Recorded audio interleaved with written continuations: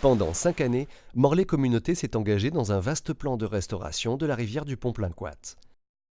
C'est sur 10 sites sélectionnés que s'étendent des travaux de différentes natures. Effacement de plans d'eau, restauration de l'ancien lit, création de nouveaux lits, recharge en granulats et installation de clôtures, de ponts cadres et de busarches.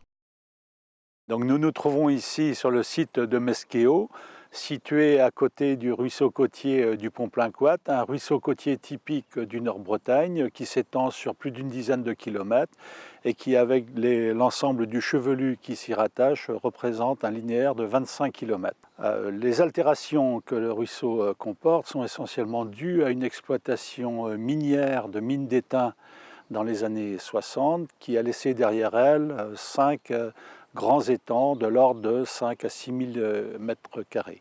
Et également la création de plans d'eau dits de loisirs privés qui ont altéré également la circulation et la fonction épuratoire et régulatrice du ruisseau. Les sites de Mesquéo et Kerprigan ont souffert de l'exploitation minière. C'est toute la zone du lit majeur, c'est-à-dire de la partie inondée en cas de crue, qui a été bouleversée. Disparition du sol, déviation du cours d'eau, création d'étangs là où les mineurs creusaient. Le milieu humide a ainsi perdu ses nombreuses caractéristiques et fonctions, régulation des débits, épuration des écoulements, absorption des excédents en cas de crue. En ajoutant des pierres et des graviers à des endroits stratégiques, les travaux vont permettre au ruisseau de retrouver sa place et ses fonctions d'origine. Cette rivière est en très mauvais état écologique et l'agence de l'eau a effectué un suivi qualité eau depuis déjà plusieurs années.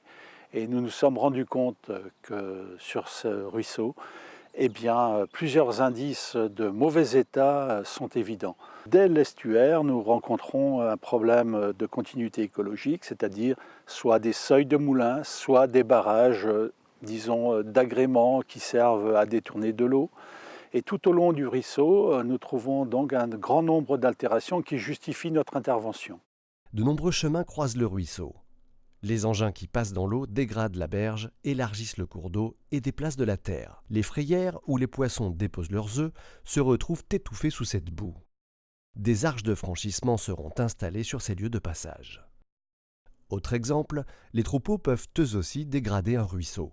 En s'abreuvant directement dans l'eau, les animaux provoquent le départ de matière en suspension dans l'eau. Des bactéries peuvent ainsi être transmises à d'autres bêtes en aval. Des pompes de prairie et des clôtures empêcheront les bêtes d'approcher la rivière. Au lieu dit du Pont-Plaincoat, le pont routier constitué de buses pose lui aussi un problème. Une pêche électrique a été effectuée avant la restauration du pont. En fait, aujourd'hui, on fait un inventaire de poissons, les poissons étant un des indicateurs de la qualité du milieu. Et ce sont des inventaires qu'on fait avant l'aménagement de passage sous le pont. Le passage sous le pont, provoque aujourd'hui une chute de plus d'1,30 m. Et comme on va refaire un pont correct, normalement, la chute ne devrait plus exister. Ce qui fait que ça permet notamment aux poissons de circuler facilement entre l'aval et l'amont du pont. Les buses que l'on trouve couramment sous les ponts ne sont pas propices à la vie aquatique. Sous-dimensionnées et trop hautes, elles empêchent un écoulement correct de l'eau, entraînent des inondations et créent des accumulations de sédiments puis de la vase, néfastes à la reproduction des poissons. Leur flux trop concentré, trop rapide, empêche la remontée des cours et une bonne mixité des espèces. Aujourd'hui, ce pont et cette chute, c'est comme s'il y avait un barrage et on voit que la rivière est très lente, avec plein de végétaux qui se développent. Remplacer les buses par des ponts cadres permet à l'eau de s'écouler normalement, les sédiments sont mieux répartis, les poissons reviennent. Chabot, lamproie, Véron et Lochefranche retrouvent leurs habitudes. Ce projet est d'une telle envergure qu'il a nécessité l'implication des partenaires majeurs du territoire, Morlaix Communauté, l'Agence de l'eau Loire-Bretagne et le Conseil départemental du Finistère.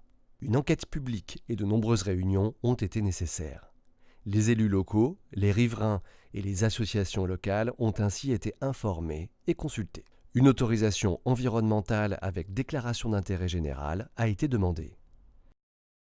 Après toutes ces étapes de préparation et d'analyse, les travaux ont pu démarrer fin 2018. Donc sur cet ouvrage, on va restaurer entièrement le pont. Donc ouvrir complètement la route et repositionner un nouveau pont cadre en béton avec des modules préfabriqués qu'on va installer à 1,30 m sous le niveau actuel, permettant d'éviter la chute d'eau et d'avoir un écoulement stable et non perturbé par l'ouvrage tout simplement.